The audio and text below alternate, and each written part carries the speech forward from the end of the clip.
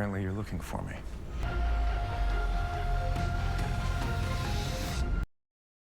Season 2 High Potential ini melanjutkan apa yang terjadi di akhir season 1. Bersamaan dengan pencarian suami pertama Morgan, Roman Cinquera, yang diketahui masih hidup, Morgan dalam perlindungan LAPD karena pelaku di akhir season 1 yang saat ini disebut The Game Maker menampakkan diri di depannya dan anak-anaknya. Tim Selena sendiri sedikit kesulitan mencari The Game Maker karena ahli sketsa tidak bisa menggambarkan dengan baik dari apa yang dirincikan oleh Morgan. God, I just gotta learn how to draw. Dan tibalah hari di mana Morgan harus keluar dari perlindungan.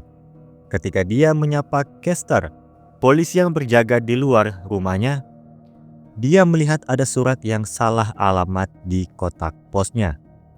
Dia menyusuri alamat yang benar pada surat itu yang tidak jauh dari rumahnya dan menyadari kalau ini perbuatan The Game Maker.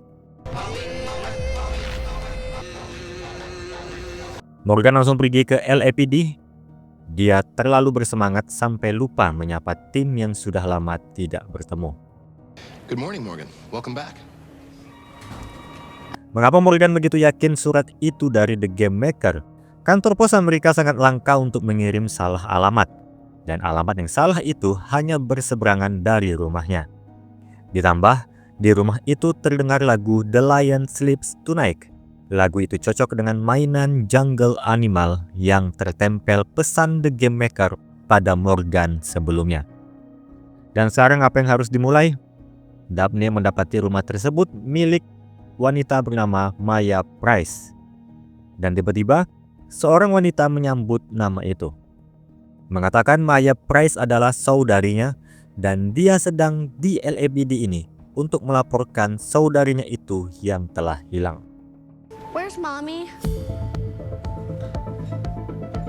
Setelahnya, saudari Maya itu bernama Sarah.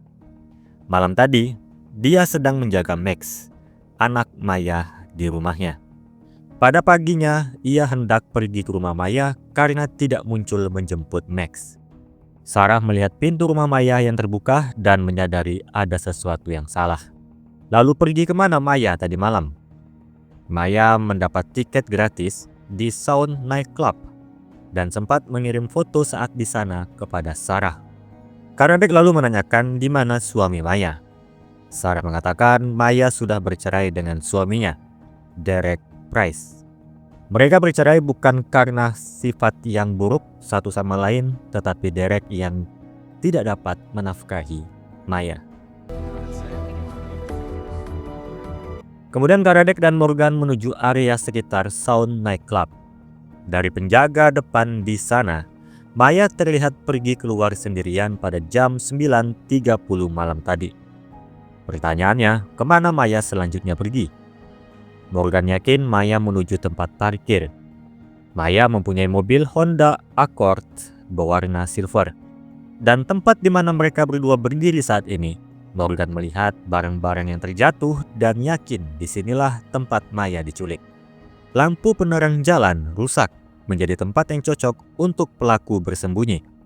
Dan terdapat ujung sepatu heel yang patah. Maka Morgan melakukan reka ulang kejadian penculikan tersebut. Maya sempat kabur tapi tertangkap, menjatuhkan barang-barang kecil yang ada di tasnya. Tidak sempat berteriak pada penjaga parkir di sini. Dia diseret dan bekas sepatunya meninggalkan bekas di aspal. Mencoba memberontak sehingga sepatu sebelahnya terlepas. Dan kemungkinan paling besar, Maya diculik dan ditaruh di bagasi mobilnya sendiri. Kemudian kembali ke LAPD. Oz mendapati kalau Maya memiliki surat legal kepemilikan senjata. Untuk apa Maya perlu pistol? Tim akan pergi ke rumah Maya untuk mencari tahu. Dan sesampainya di sana, mereka tidak menemukan pistol tersebut. Tapi Morgan menemukan sesuatu yang lain. Maya memiliki barang-barang dengan merek yang mahal. Tapi barang-barangnya tidak ada. Setelah mengecek di ruangan lain yang terdapat piano elektronik, Morgan menyadari kalau barang-barang mahal itu bukan dipakai. hilang, atau dicuri, tapi dijual. Morgan mengajak Karadec untuk pergi ke toko bernama The Bone Yard. Let's go. Go where? The boneyard.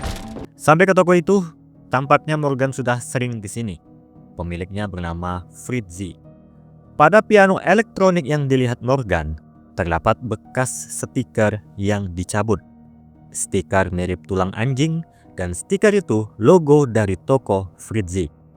Yang artinya, Maya membeli piano itu di sini, dan barang-barang mahal Maya dijual juga di sini. Jadi, Fritzy mengeluarkan tas yang dijual Maya untuk dibawa sementara ke LAPD. Dan ada satu tambahan dari Fritzy, Maya pernah bertengkar dengan seseorang di depan tokonya. Did you get a look at him? No, but my cameras did. Dan sekembalinya ke LAPD dengan Karadec membawa Derek Price, mantan suami Maya sekaligus orang yang bertengkar dengan Maya di depan toko The Boneyard. Pertama, Derek tidak tahu kalau Maya diculik. Tentang apa yang dia ributkan dengan Maya, itu karena Maya menolak tiap Derek menelpon. Dan ketika Karadec menanyakan mengapa Maya mempunyai izin kepemilikan senjata, Derek terkejut. Karena apa yang dia tahu, Maya sangat membenci senjata. Derek sendiri bersikeras kalau dia sangat mencintai Maya. Dia tidak punya alasan untuk membunuh mantan istrinya itu. Sedangkan di balik kaca interogasi, Morgan mengatakan Derek memang bukan penculik Maya. Maya is my whole world. Love of my life.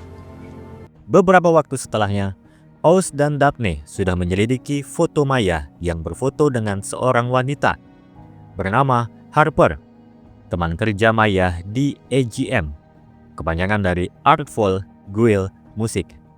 Pertanyaan lebih ke arah siapa yang memberi Maya tiket gratis ke klub dan barang-barang mahalnya. Harper tidak tahu untuk barang-barang mahal, tapi tiket gratis itu diberikan oleh CEO AGM, Jason Howard. Orang yang ingin berlaku baik di depan karyawannya dan tampak menyukai Maya. Jadi, satu-satunya petunjuk saat ini mencari informasi tentang Jason Howard.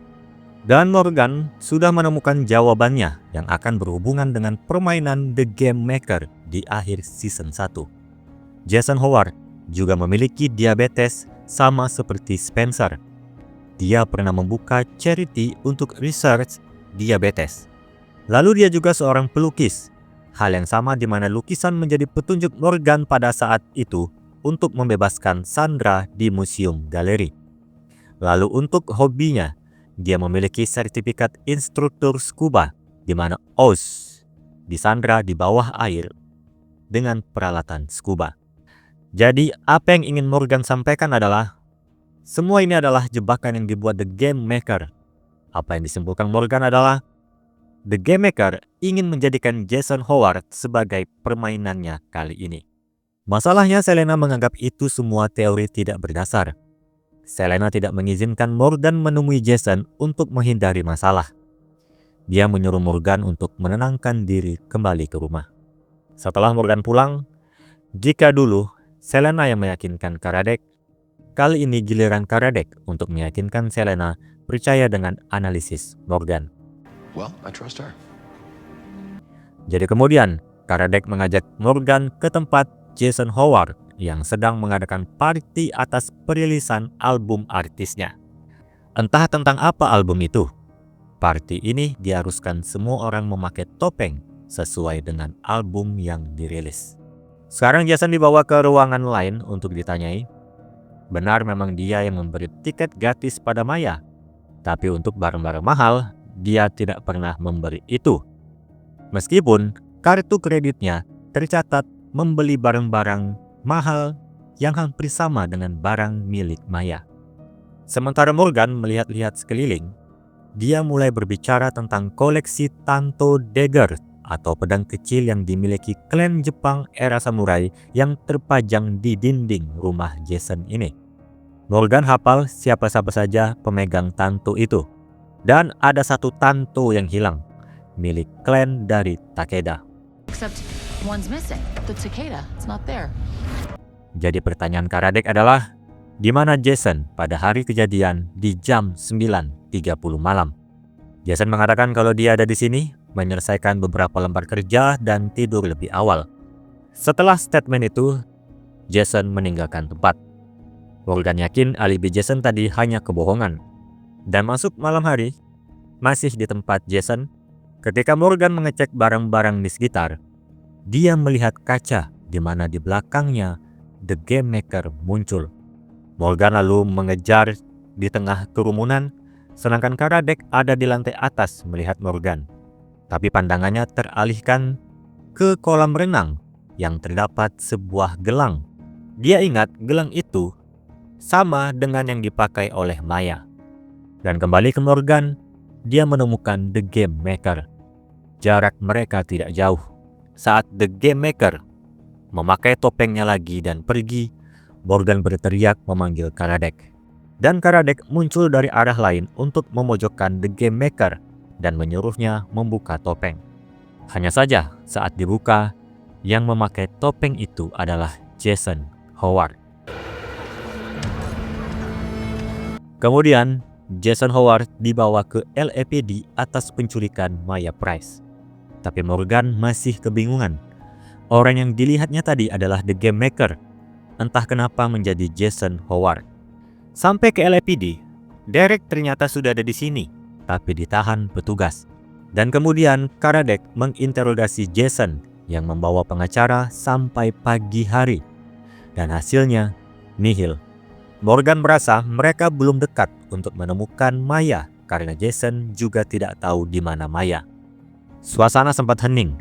Tim pun menanyakan Morgan sebenarnya siapa yang dia lihat pada malam itu. Apakah Jason ataukah imajinasi Morgan yang menjadikan Jason sebagai The Game Maker? Morgan merasa tim menganggap dia tidak mengingat wajah The Game Maker. Dia harus menjelaskan betapa jelas wajah orang itu di kepalanya karena sudah muncul di depannya dan membahayakan anak-anaknya. Suasana tegang itu terputus ketika Daphne mendapat informasi kalau mobil Maya ditemukan di penampungan mobil rusak di Sun Valley. Setelah tim pergi, Selena mendapat telepon dari polisi Nevada kalau mereka sudah menemukan alamat Roman Cinquera. Sedangkan di tempat penampungan mobil, bagasi mobil Maya dibuka. Hanya berisi jaket Maya dan Tanto Dagger dengan darah yang menghiasi. Setelahnya, Selena muncul untuk memberitahu Morgan tentang keberadaan Roman di Nevada. Tapi Morgan tidak mau pergi jauh-jauh dari anaknya selama The Game Maker masih ada. Jadi Oz dan Daphne yang akan pergi ke Nevada. Morgan sendiri tidak fokus ke Roman, tapi dia bertanya-tanya tentang Derek Price di LAPD. Protokol tidak memperbolehkan memberitahu keluarga korban tentang orang-orang yang masih dijadikan tersangka. Tapi kenapa Derek ada di LAPD seolah-olah dia menunggu kedatangan Jason? Dalam analisisnya, Morgan yakin yang memberitahu Derek adalah The Game Maker. Derek to see Jason getting arrested. Why? Mereka sekarang kembali ke LAPD di mana Morgan harus menyusun kembali dari awal, yaitu surat salah alamat. Surat itu ada flyer untuk jasa kunci. Bagaimana jika The Game Maker menyamar sebagai jasa kunci tersebut? Maka dia akan mudah untuk masuk ke rumah Maya, lalu masuk ke rumah Jason untuk mencuri kartu kreditnya, membelikan barang-barang mahal untuk Maya, membuang gelang Maya di kolam renang Jason, mencuri Tanto Dagger, dan menaruhnya di bagasi Maya. Semua dilakukan The Game Maker atas nama Jason Howard. Jadi, Morgan baru menyadari kalau The Game Maker tidak hanya membuat Jason sebagai bagian dari permainan. Derek Price adalah tujuan dari permainan The Game Maker. Maya mempunyai izin kepemilikan senjata, tapi senjata itu tidak ditemukan. Itu karena Maya memang tidak mempunyai senjata. Tapi The Game Maker membuat Derek berpikir Maya mempunyai senjata. Did you know that Maya recently purchased a firearm? What? The Game Maker berpikir Derek ingin balas dendam pada pelaku penculikan Maya. Jadi, The Game Maker menaruh pistol itu pasca LAPD mencari di rumah Maya. The Game Maker menginginkan Jason Howard mati. dia membuat Derek sebagai pembunuhnya. Dan secara tidak langsung, tim Selena lah yang menaruh senjata itu pada Derek Price. Dan 3 scene terakhir ditampilkan. Karadec menuju rumah Maya. Dia sedikit terlambat, senjata itu sudah diambil dan terdengar di luar mobil Derek yang pergi. Di sisi Oz dan Daphne, mereka sampai di depan apartemen Roman. Kita sebagai penonton dilihatkan seorang pria di dalam mengambil sebuah kertas. Wajahnya ditampakkan tapi belum tahu apakah dia Roman atau tidak. Dan terakhir, di sisi Selena dan Morgan di LAPD. Secara mengejutkan, The Game Maker muncul di hadapan mereka secara terang-terangan. Apparently you're looking for me.